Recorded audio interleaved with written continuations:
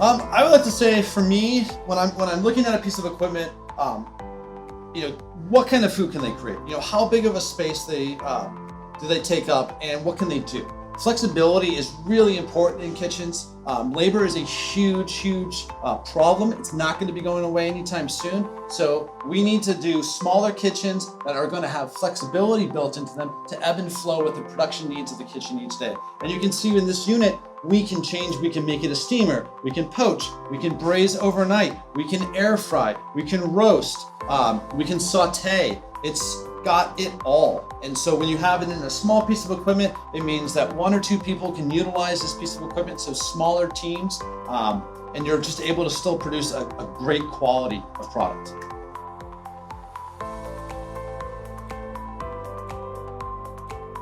I would have to say that when you look at the table and you see what we've done today, to be able to do this in a unit that is ventless, that doesn't need a water connection, doesn't need a drain, heats up extremely quickly from ambient temperature to the 350 degrees, it really kind of has it all.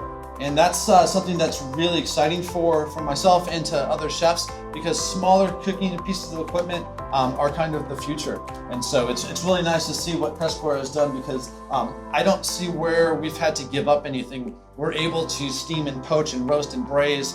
So it just makes me really excited as a chef.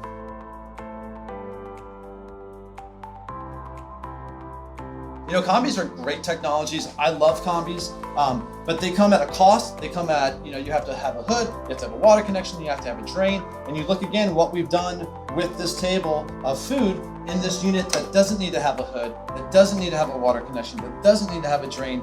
It has a lot more fit in kitchens, because kitchens in America, they were never designed with a lot of drains on their lines. They weren't designed. A lot of kitchens max out their hood space, but then they add more capacity, especially during COVID when they had parquettes and stuff like that. They were producing more food out of that same small kitchen. By adding something like this, where it doesn't need to have a hood, I can take that strain off of my kitchen staff, and which is going to make my kitchen staff much happier. And when your kitchen staff is happier, it bleeds through the whole restaurant, and it just equals happy customers.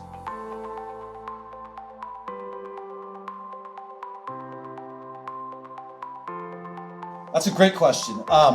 We work with anybody from schools all the way up to Michelin star restaurants. So if you are producing food or want to produce food, this unit is something that you 100% should consider. Everything in between: mom and pop restaurants, bars, breweries, B&Is, people that have a bar that don't have a kitchen. You're talking, we could possibly put these onto mobile carts and mobile kitchens. Being electric, especially where I'm from in California, is a really big push for that. So they just have a fit anywhere you're doing food. If you have a kitchen or want a kitchen, this should have a place in it.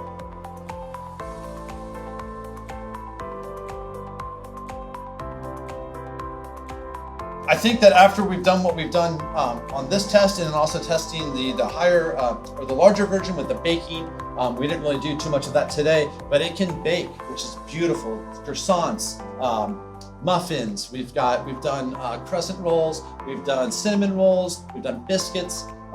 So I would say that this part is, if I was opening up a restaurant, I would 100% want to utilize this piece of equipment because of the flexibility, because it's going to ebb and flow with my production.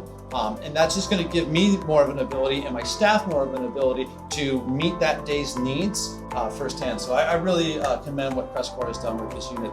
They've found a way to put everything into a box that cooks, but not to have all of the supporting things you normally need, like a hood or a water connection or a drain. So it's very impressive, as you can see on the table.